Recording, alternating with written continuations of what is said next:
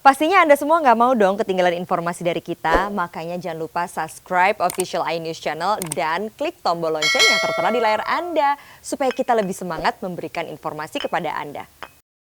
Kejujuran pasien untuk terbuka soal riwayat dan status kesehatannya sangat penting. Hal itu disuarakan Dr. Leonita Triwahyuni, anak dari dokter yang meninggal akibat virus corona dalam dialog spesial report sore tadi. Boleh diceritakan seperti apa kronologisnya atau ceritanya orang tua Anda bisa terpapar COVID-19?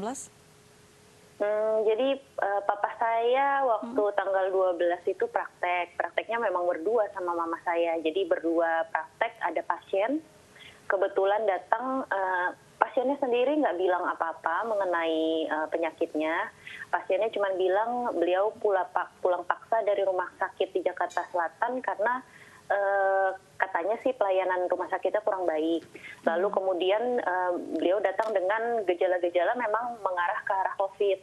Cuman waktu itu papa kan memang praktek di praktek umum nih.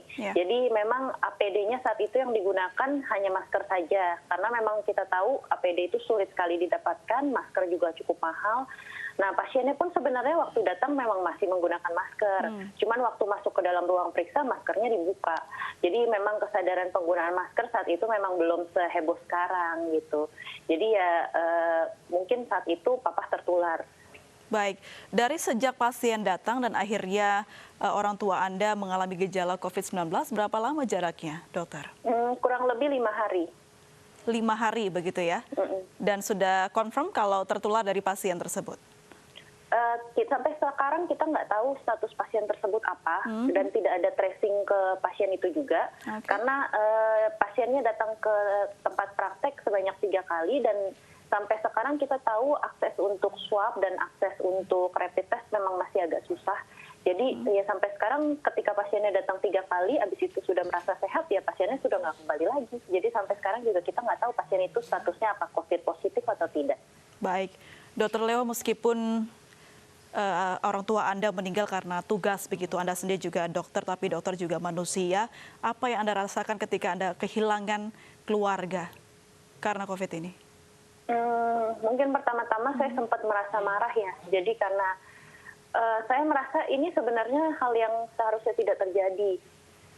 Misalnya pasiennya sudah tahu kondisi pasiennya itu sendiri seperti apa, dicurigai apa, makanya disuruh rawat di rumah sakit. Mungkin kalau dengan pasien itu bisa bilang ke kita penanganannya beda.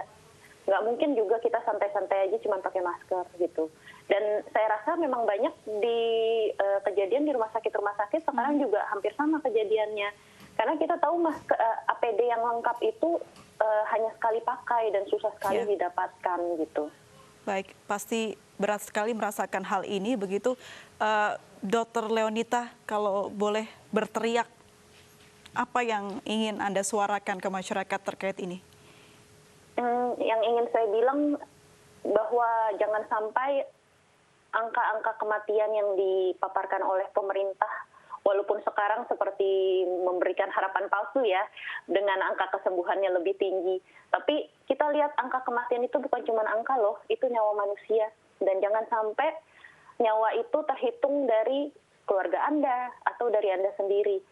Jadi sebaiknya ya turuti aja sih apapun yang pemerintah anjurkan, misalnya seperti saat ini physical distancing, pakai masker, jaga kebersihan, dan terutama lindungi juga tenaga medis. Dengan kalian memberitahu apapun yang kalian tahu sejujurnya, misalnya riwayat perjalanan, riwayat kontak, itu akan sangat membantu banget kok. Baik.